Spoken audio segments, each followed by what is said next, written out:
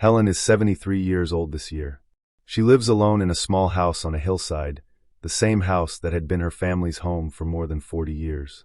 After her husband passed away, and the children moved out one by one, the once bustling house grew strangely quiet. Helen still keeps her old routines, waking up at 6 a.m., brewing a pot of Earl Grey tea, opening the window to watch the sunlight filter through the leaves, then sitting down at the table, facing the empty chair where her beloved once sat. Helen is meticulous. She used to be a literature teacher, someone who loved words and had an incredible memory. In her younger years, she could recite dozens of long poems by heart, and she remembered exactly what her students had written in their 11th grade essays. But over the past year, Helen has started to feel that something isn't quite right inside her mind. It began with small, forgettable mistakes, like leaving her reading glasses in the fridge, or forgetting whether she had turned off the stove after cooking. At first, she laughed it off, telling herself, "I probably just didn't sleep well, or maybe I'm thinking about too many things." But the forgetfulness became more frequent.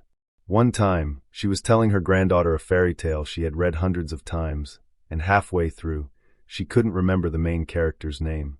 That day, her granddaughter giggled. "Grandma, you got it wrong. The fairy's name isn't Lila." Helen laughed along, but deep inside, a quiet worry started to grow. One crisp autumn morning, Helen stepped outside, handbag in hand, ready to go to the grocery store as usual. But just minutes later, she stopped mid-walk, confused and disoriented. The streets, the trees, even the familiar white house at the corner, all of it looked familiar, yet strangely unfamiliar at the same time. She couldn't remember where she was going. It took nearly half an hour, and the help of a kind neighbor, for her to make her way back home. That was the first time she truly felt afraid. Helen started writing everything down. She kept a small notebook with detailed lists of things to do. Water the plants at 8 a.m. Call my daughter at 5 p.m. But one day, she misplaced the notebook, and in the chaos and confusion that followed, she realized her memory was becoming like a misaligned clock, sometimes fast, sometimes slow, sometimes completely stopping without warning. There were nights when she lay awake in the dark, eyes wide open staring at the ceiling. "Is this a real medical problem?" she whispered to herself. But then she'd shake the thought away. "It's probably just old age. People get older, their memory fades, it's normal." The trouble was, she didn't know where the line was between normal memory loss and the dangerous territory of dementia. And the thing that made her the most uneasy was this: she couldn't be sure how much longer she would hold on to her most precious memories. In the afternoons, Helen would often sit by the window, looking out over the small garden behind her house. There was the wooden swing her husband had built with his own hands, the lavender bushes she once tended every day, and faint ink marks still visible on the wall, where the kids had once played school. Each of those things was a vivid piece of memory, sometimes clear as yesterday, sometimes blurred like old photographs. She remembered the day she forgot her husband's Memorial Day. Her youngest daughter called to remind her, and Helen fell silent. After hanging up, she burst into tears, not because she felt lonely, but because of a deeply human fear, that she might be slowly forgetting the person she loved the most, and that someday, she might not even remember how much she had loved him. One Friday, Helen decided to see a doctor. She brought with her a thick notebook, carefully documenting all the times she had forgotten things, moments of getting lost, forgetting names of everyday objects, or repeating a story within minutes of telling it. She sat in front of an elderly doctor, who had once been her student, and said softly, "I think something is happening in my mind that I can't control." The doctor listened attentively and then asked some simple memory questions. "Do you remember what day it is today?" "I just said 3 words, bicycle, kitten, clock. Can you repeat them?" "Do you remember the name of your first grandchild?" Helen answered most of them, but there were moments when she hesitated, needing several seconds to reconnect her thoughts. There was one simple word, key, that she had to describe roundabout. The thing that opens doors, made of metal, you hold it in your hand. After the assessment, the doctor spoke gently. "Mrs. Helen, your memory shows some signs of mild cognitive impairment. This isn't dementia, but it may develop over time. What's important now is that we monitor it closely and start some brain exercises right away." Helen wasn't surprised. She had sensed this for a long time. But what did surprise her was the feeling of relief, as if a door had just opened, and at least now, she didn't have to face this fear alone anymore. On the way home, she stopped by her favorite coffee shop. She ordered a hot cup of tea, opened her notebook, and began to write. I am standing at a crossroads of memory, where remembering and forgetting are only a few seconds apart. But I am still aware, still able to write, still able to love. And as long as I can put these words down, my memories have not fully left me yet. That afternoon, after leaving the clinic, Helen walked slowly down the cobblestone street. She wasn't in a hurry. Her steps were deliberate, as if reminding herself, one step at a time, one moment at a time, it all still matters. In her hand, she held the diagnosis paper the doctor had given her. The words mild cognitive impairment (MCI) seemed to blur under the late afternoon sun, but they echoed clearly in her heart. Helen didn't know much about medical terms, but she was smart enough to understand. This was a boundary. It wasn't a death sentence, but it certainly wasn't something to take lightly. She wasn't one to dwell in fear, but from that moment on, she knew she had to do something. Not to cling to the past, but to hold on to herself. That evening, Helen sat at her desk, beside a cup of now-cold tea. On the table was a brand-new notebook. She titled it, The Days I Still Remember. On the first page, she wrote in delicate handwriting, If one day I no longer remember which kind of cake my daughter likes, or the name of the song my husband used to hum every morning, please don't be sad. I used to know. I used to remember. And now, I will write it all down, so tomorrow, if I happen to forget, I can find myself again. In the following days, Helen began a new journey. A quiet yet determined one, fighting against forgetfulness. She wasn't resisting old age. She just wanted, no matter how her memory faded with time, for her heart to still have the strength to hold on to the important things. She started practicing memory exercises as a new routine. Every morning, instead of just sipping her tea and watching the garden, she spent 20 minutes playing the Remember Yesterday game. She asked herself, what did I do yesterday? Who did I meet? What did I read? When did I laugh? Some days she remembered clearly. Other days it was like piecing together a torn photograph. But she didn't give up, because even the effort to remember was a way to fight against forgetting. One time, she tried to recall the names of all the flowers in the garden, the ones she and her husband had planted years ago. Chrysanthemums, orchids, roses, lavender, carnations. There was one name she couldn't remember. She walked all around the garden, bent down to each flower bed, took a deep breath, and then, Azalea. She chuckled to herself. Little victories like that made her feel like she had just touched a memory that seemed lost. One day her daughter, Emily, came to visit. When she saw her mother putting sticky notes all over the house, from light switch to medicine cabinet, Emily was a little surprised. Mom, what are you doing? Helen just smiled. I'm learning to live with my memory, my dear. I don't want to just sit and complain about forgetting little by little. If I can't hold on to everything, at least I want to prepare a way back. Emily was silent for a long time. She took her mother's hand and softly said, I'll walk with you on that path. After that, Emily started helping her mother create a memory system. She made a timeline board to stick on the wall, divided into different stages of Helen's life. Childhood in the countryside, her years as a teacher, marriage, childbirth, trips to France, her first time being a grandmother. Each milestone was marked by a photo, a caption, a short story Helen told. They called it the memory tree, a place where everything precious was kept. Helen also began attending a special class at the community center, a memory training for seniors course. She met new friends, some still sharp, some already confused. There was an old man who had been a doctor, but now occasionally forgot his own name. There was an elderly woman who kept asking what day it was. But no one was mocked. No one felt ashamed, because all of them were walking the same path, the path of gradual fading, and they chose to walk together rather than alone. In between memory exercises, board games, and jigsaw puzzles, they told each other stories. Sometimes it was about the war, first loves, or a grandchild's first steps. And Helen realized something. Memory isn't just in the head, it lives in the telling, in the eyes of the listener, in the laughter, in the presence of someone who still knows who they are. One day during class, the teacher asked, Has anyone ever gotten confused between real memories and imagined ones? Helen raised her hand. She told the class, I distinctly remember that my husband and I went to Paris twice, but my daughter says it was only once. Maybe I dreamt it, or maybe I lived that memory so many times that it became real in my mind. But, does that really matter? The class fell silent. Then the teacher smiled. No, it doesn't matter. What matters is that you still remember him. And what matters even more is that you still love that memory. Helen felt her eyes tear up. That evening, when she returned home, she looked at each notebook, each sticky note, each photo stuck on the wall. She knew, even if her memory faded, love and meaning would still remain. And she suddenly understood one thing. Maybe memory is like a river, and we are merely the ones rowing the boat. When the water is rushing, we must try to keep our oars steady. But if we accidentally let go, then what we need most isn't to keep remembering, but to have someone by our side, reminding us of the shore. One October morning, as the red leaves began to fall thickly on the doorstep, Helen opened her eyes after a hazy sleep, her head heavy as if she had just passed through a misty hill.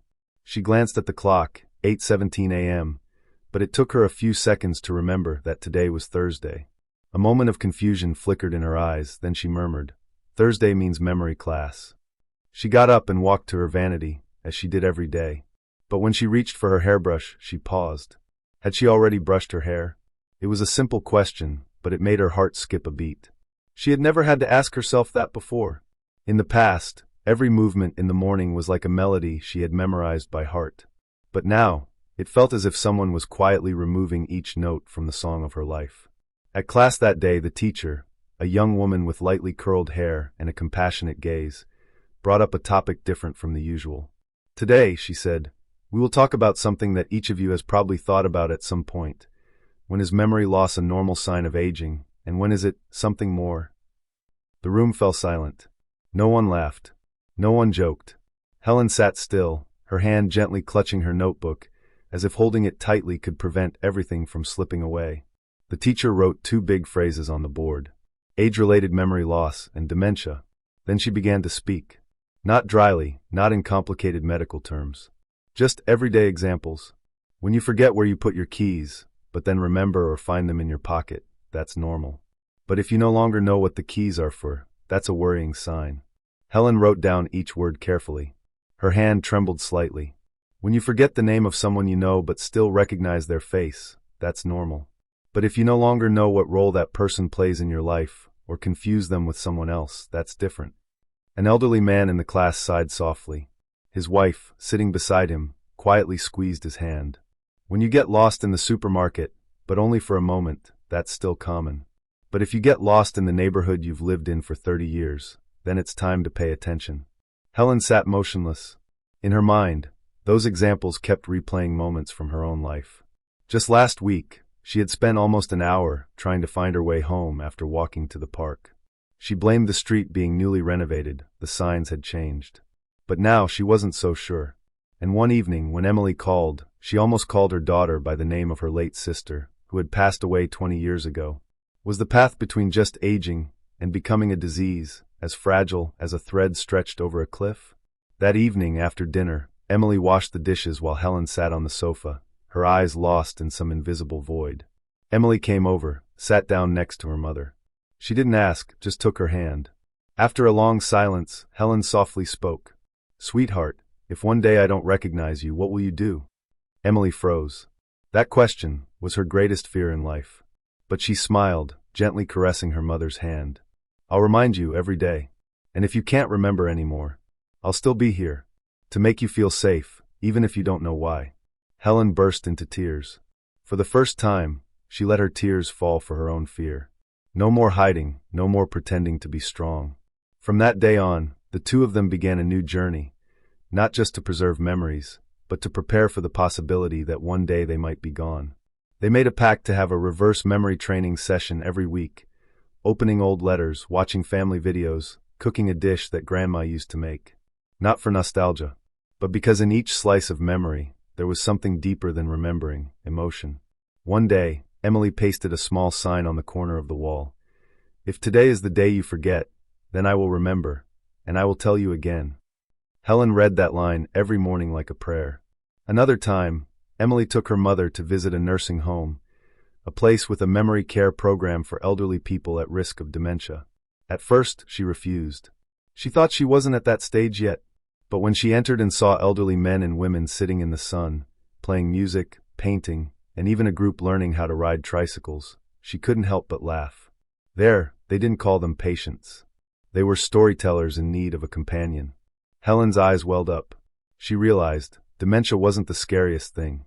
The scariest thing was walking into it alone. But she wasn't alone. She had Emily. She had friends. She had herself, in each notebook she wrote for her tomorrow. She began writing a book. Not for publication. Just memoirs for the foggy days. Each page was a story, a message, a note. One page read, "If I no longer remember who I am, please take me to sit by the window, so the sunlight can awaken my heart, even if my mind has fallen asleep." And she sent a copy to Emily with a note. "No matter what happens, I still want you to remember, no one loses everything. They're just lost on the road of memory." That winter came early. Snow began to fall at the end of November, quietly covering the small house of Helen with a blanket of white. Inside, an old piano still sat in the corner of the room, silent as if it were hibernating along with the long-forgotten tunes. Helen no longer remembered all the lyrics to the songs she used to play.